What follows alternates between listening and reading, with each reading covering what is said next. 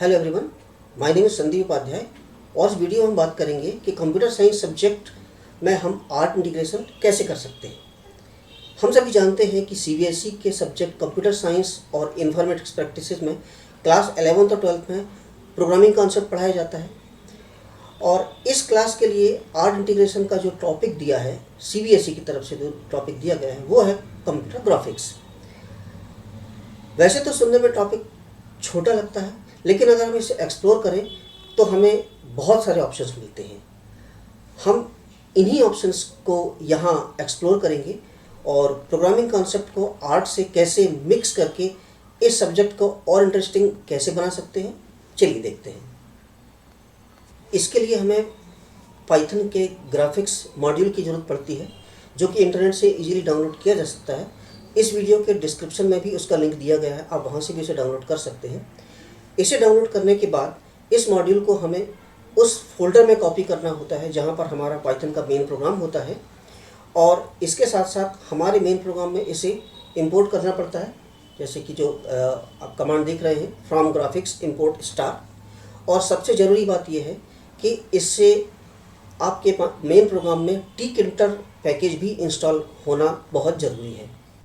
इतनी process complete होने पर हम ग्राफिक्स प्रोग्राम के लिए तैयार हैं। अब हमें सबसे पहले ग्राफिक्स मॉड्यूल के अंदर कुछ फंक्शंस जो इस ग्राफिक्स के लिए ज़रूरी है वो हम डिस्कस करते हैं। तो इसमें सबसे पहला फंक्शन जो है वो है ग्राफ विन। यह फंक्शन एक विंडो क्रिएट करता है और उसे डिस्प्ले भी करता है। इसे क्रिएट करने के लिए हम इसका सिंटैक्स देखते हैं। पहले इसके सिंटैक्स में 3 आर्गुमेंट हैं। पहला है टाइटल, दूसरा है विड्थ और तीसरा है हाइट। एग्जाम्पल है, अगर हम ग्राफ विन के बाद ब्रैकेट में पहला पैरामीटर अगर हमारा माय विंडो है, यानी वो विंडो का टाइटल होगा माय विंडो, और 400 जो आप देख रहे हैं उसका विड्थ होगा और 300 उसकी हाइट होगी। तो अगर ये फंक्शन एग्जीक्यूट होता है तो कुछ इस तरह से विंडो जनरेट होता है। आप देख रहे हैं वहाँ पर माय विंडो का जो टाइटल बार में माय विंडो दिख रहा है और इसका जो साइज है वो 400 और 300 है। हमें एक प्लेस मिल गया है जहाँ कि हम अब ग्राफिक्स शुरू कर सकते हैं, लेकिन इसके पहले हमें इस विंडो के बारे में थोड़ा सा जानना ज़रूरी है। तो इसमें क्योंकि एक्स और वाई कोऑर्डिनेट्स होते हैं, तो वो इसमें किस तरह से हैं वो हम इसमें देखते हैं।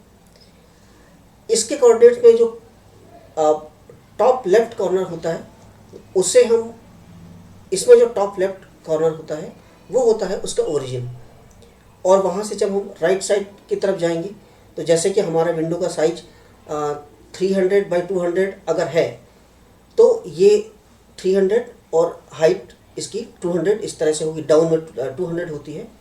और अगर इसके हम मिड पॉइंट की बात करें तो ये 150 और 100 का जो मिड पॉइंट वहाँ पर है। तो हमें इसको ध्यान रखते हुए सारे कोऑर्डिनेट्स देने होते हैं। किसी भी शेप को जनरेट करने के लिए कोऑर्डिनेट्स की ज़रूरत पड़ती है। तो अब ये विंडो हमारा तैयार है और इस विंडो में हम कुछ ड्रा करने के लिए तैयार हैं। तो इसका नेक्स्ट फंक्शन हम देखते हैं। सबसे आसान और सबसे इम्पोर्टेंट फंक्शन होता है पॉइंट फंक्शन। पॉइंट फंक्शन एक पॉइंट को जनरेट करता है। इसके लिए इसका सिंटैक्स है तो पॉइंट एक्स वाई, यानी एक्स और वाई कोऑर्डिनेट जो भी हम देंगे उसमें एक वो पॉइंट जनरेट करके देता है। एग्जांपल हम देख लेते हैं। अगर हम 150 और 100 का एक एक्स वाई कोऑर्डिनेट देते हैं तो वो इस तरह से इसमें आता है। तो इस तरह से एक पॉइंट हम जनरेट कर सकते हैं। नेक्स्ट फंक्शन है लाइन फंक्शन। लाइन फंक्शन यानी एक लाइन को ड्रा करने के लिए ज़रूरत पड़ती है। इसमें पहला और दूसरा पॉइंट हमें देना पड़ता है। इन दो पॉइंट के बीच में लाइन जनरेट होती है। सिंटैक्स हम देखते हैं। सिंटैक्स इसका है line point x1 y1 and point x2 y2। Example हम देख लेते हैं। इसमें लाइन जो है, लाइन के बाद दिया हुआ है 30-30 और 80-80, यानी 30 और 80 के बीच में एक लाइन ये जनरेट करके हमें देता है। तो अगर हम इसे हम एग्जीक्यूट करेंगे तो देखते हैं क्या बनता है। इस तरह से एक लाइन यहाँ पर जनरेट होती है और यह लाइन में ये कोऑर्डिनेट्स हैं वो 30-30 और 80-80 के बीच में ये एक लाइन को जनरेट करता है। चलिए अब नेक्स्ट फंक्शन देखते हैं। नेक्स्ट फंक्शन है रेक्टेंगल।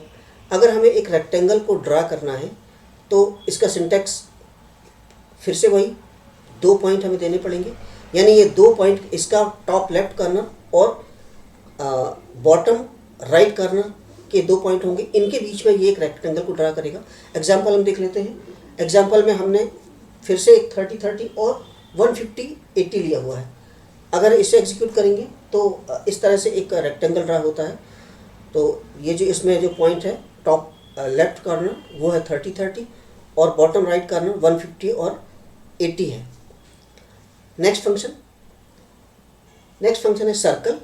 सर्कल में हमें एक सेंटर और एक रेडियस की जरूरत पड़ेगी। तो इसका सिंटैक्स क्या हो सकता है देखते हैं। इसका सिंटैक्स पॉइंट एक्स वाई और आर, यानी पॉइंट मतलब जो सेंटर है और आर उसका रेडियस होगा। एग्जाम्पल हम लेते हैं। एग्जाम्पल में 150 और 100 उसका सेंटर है, यानी हमारे जो विंडो है उसका सेंटर हमने लिया हुआ है और 50 इसका रेडियस है। तो अगर हम इसे ड्रा करते हैं तो कुछ इस तरह का इमेज हमें मिल जाता है। तो एक बड़ा सिंपल फंक्शन ये भी सर्कल का एक है। नेक्स्ट फंक्शन हमारा है text function. Text function means हम अगर अपने कुछ टेक्स्ट को अपने उस ग्राफिक्स वाली विंडो में अगर हमें डिस्प्ले करना है तो उसके लिए फंक्शन यूज़ किया जाता है। वो एक अराउंड एक एंकर पॉइंट होता है। अगर वो एंकर पॉइंट जो है उसके आसपास ये टेक्स्ट होगा, जो भी आप टेक्स्ट देते हैं उस सेंटर पॉइंट पे ये आसपास होता है। तो इसका हम सिंटैक्स देख लेते हैं। सिंटैक्स है टेक्स्ट पॉइंट एक्स वाई और स्ट्रिंग, यानी उस पॉइंट के आसपास वो स्ट्रिंग वहाँ पर वो हमें जनरेट करके देता है। इसका भी एग्जांपल देख लेते हैं। 150 और 100 मतलब हमने अपने विंडो के बीच में जो सेंटर पॉइंट है उसको लिया हुआ है और वहाँ पर हेलो वर्ल्ड हम उसमें डिस्प्ले कराना चाहते हैं। तो कुछ इस तरह से वो जनरेट हो जाता है। आप देख रहे हैं वहाँ पर कि सेंटर पॉइंट के आसपास हेलो वर्ल्ड हमें दिख रहा है। ये तो कुछ बेसिक फंक्शंस है। इसके अलावा बहुत सारे फंक्शंस होते हैं, हम अभी उनके डिटेल्स में थोड़ा बाद में जाएंगे। हम अगर छोटा मोटा ग्राफिक्स का प्रोग्राम शुरू करना चाहते हैं तो ये फंक्शंस और थोड़े से अगर ये फंक्शंस हैं तो हम उनको भी देख सकते हैं। इसमें ये जो फंक्शंस हैं set fill, set outline, set width, ये सभी फंक्शंस जो हैं हर ऑब्जेक्ट में काम आते हैं। जैसे फॉर एग्जांपल हम पहला वाला फंक्शन लेते हैं सेट फिल और ब्रैकेट में है कलर रेड, ब्लू, ग्रीन या जो भी है हम उसमें दे सकते हैं। तो वो उस ऑब्जेक्ट को फिल करने के लिए इस फंक्शन का यूज होता है। सेट आउटलाइन यानी किसी भी ऑब्जेक्ट के आसपास के आउटलाइन को के अगर कलर को हमें चेंज करना है, कोई भी ऑब्जेक्ट वो हो सकता है, उसके बॉर्डर का जो कलर है वो हम उसमें सेट कर सकते हैं। सेट विड्थ यानी उस ऑब्जेक्ट का जो बॉर्डर है उसकी विड्थ, उसको थिक या थिन जो भी करना है हम उससे उसके पिक्सल को सेट कर सकते हैं। फिर एक फंक्शन होता है ड्रा। किसी भी ऑब्जेक्ट को आप डिक्लेयर करने के बाद वो तब तक विंडो पे नहीं आएगा जब तक आप इसे ड्रा फंक्शन आप इसमें नहीं लगाते हैं। उसी तरह से अनड्रा फंक्शन भी है, यानी अगर आप उसे वापस उसको डिलीट करना चाहते हैं तो अनड्रा फंक्शन भी कर सकते हैं। किसी भी ऑब्जेक्ट को आप मूव भी कर सकते हैं। मूव किसी पर्टिकुलर पॉइंट पे अगर आपको करना है तो वो भी किया जा सकता है। मोस्टली ये एनिमेशन में यूज होता है। तो ये कुछ बेसिक फंक्शंस हैं जो कि हम अपने प्रोग्राम में यूज़ कर सकते हैं। तो चलिए अब हम देखते हैं कि आगे प्रोग्राम हम इसका कैसे बना सकते हैं। तो अभी हमने जो फंक्शन डिस्कस किए हैं उनका यूज़ अब हम अपने प्रोग्रामिंग में कर सकते हैं। तो इसके लिए हम सबसे पहले स्टेप में कुछ सिंपल प्रोग्राम देखेंगे जो कि बेसिक ग्राफिक्स प्रोग्राम होंगे। इसके बाद हम पाई चार्ट और बार चार्ट वगैरह इसमें बनाएंगे और उसके बाद फिर हम इसमें सिंपल एनिमेशन प्रोग्राम भी देखेंगे। तो चलिए हम इसका पहला प्रोग्राम देखते हैं। तो ग्राफिक्स के पहले प्रोग्राम में हम 3 कंसेंट्रिक सर्कल्स ड्रा करेंगे। इसमें आप देख रहे हैं हमारे इस प्रोग्राम में पहला लाइन में हमने ग्राफिक्स को इंपोर्ट किया हुआ है, ग्राफिक्स मॉड्यूल को इंपोर्ट किया हुआ है, और दूसरी लाइन में ग्राफ विन सर्कल्स एक हमने विंडो क्रिएट की हुई है जो जिसका कि साइज 400 बाई 400 पिक्सल है, और इसका बैकग्राउंड हमने लाइट ग्रीन किया हुआ है। एक पॉइंट हमने जनरेट किया हुआ है, यानी हमने डिफाइन किया हुआ है, और 3 सर्कल्स हमने डिफाइन किए हैं। ये जो पॉइंट है हमारा सेंटर पॉइंट है, क्योंकि 400 बाई 400 का साइज विंडो का जो साइज है, तो इसलिए हमारा जो मिड पॉइंट होगा वो 200 बाई 200 होगा। हमने इसमें 3 सर्कल डिफाइन किए हैं। एक सर्कल, पहला सर्कल का जो रेडियस है वो 20 है, दूसरा 50 है और तीसरा 80 है। अब हम इन तीनों सर्कल्स के आउटलाइन के कलर हम डिफाइन करते हैं। तो इसमें पहला रेड, दूसरा येलो और तीसरा ग्रीन है। इनकी जो विड्थ है, यानी इनके जो बॉर्डर की विड्थ होगी वो हमने 28 ली हुई है। तीनों का साइज हमने 28 लिया हुआ है। और इसके बाद हमने सारे सर्कल्स को ड्रा करने का कमांड दिया हुआ है। अब हम इस प्रोग्राम को रन करते हैं तो देखते हैं किस तरह का इमेज हमें बनता है। देखिए इस तरह से ये इमेज बना हुआ है, यानी 3 सर्कल्स बन चुके हैं। हम एक बार फिर से इस प्रोग्राम को देखते हैं।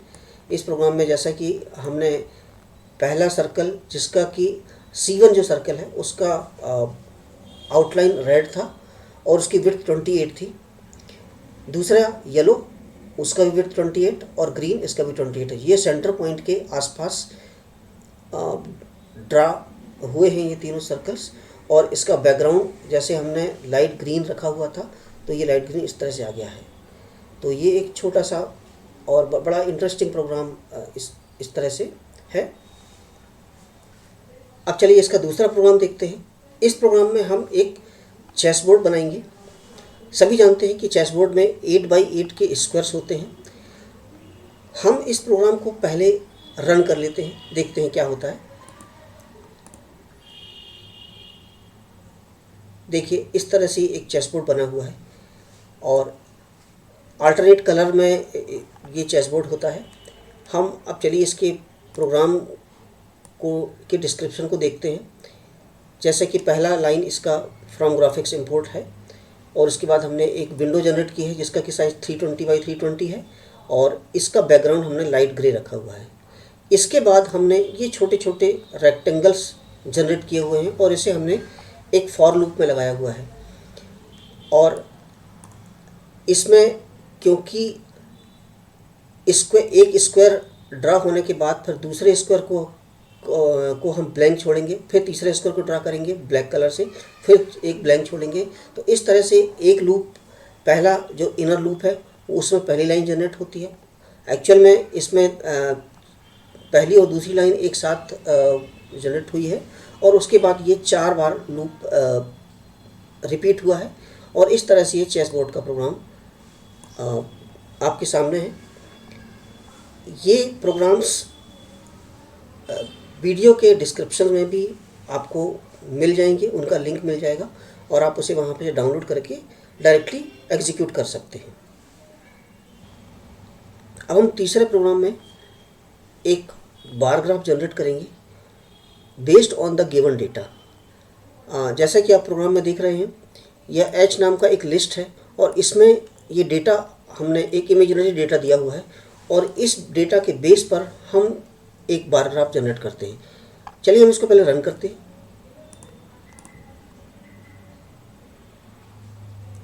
ये देखिए इस तरह से एक इसका बार ग्राफ जनरेट हुआ है।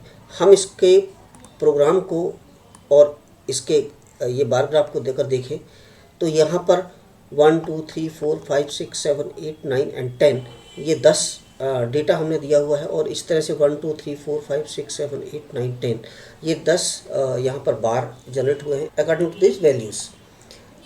और इस प्रोग्राम में अगर हम देखें तो हमने रेक्टेंगल्स जनरेट किए हुए हैं। यह रेक्टेंगल एक फॉर लूप में सारे लगे हुए हैं। 0 to 100 के 0 to 100 की लिमिट के बीच में 10 के डिफरेंस पर 0, 10, 20, 30 इस तरह से ये कोऑर्डिनेट्स हमने सेट किया हुआ है और ये एक बार ग्राफ जनरेट हो जाता है। सो फ्रेंड्स, इस वीडियो में हमने पाइथन ग्राफिक्स के कुछ बेसिक प्रोग्राम्स देखे। मुझे उम्मीद है कि इस वीडियो से आपको आर्ट इंटीग्रेटेड लर्निंग इन कंप्यूटर साइंस में कुछ मदद ज़रूर मिलेगी। हमें कमेंट करके बताएं कि आपको ये वीडियो और इसके कंटेंट्स कैसे लगे। नेक्स्ट वीडियो में हम कुछ और प्रोग्राम इसके देखेंगे। तब तक के लिए बाय।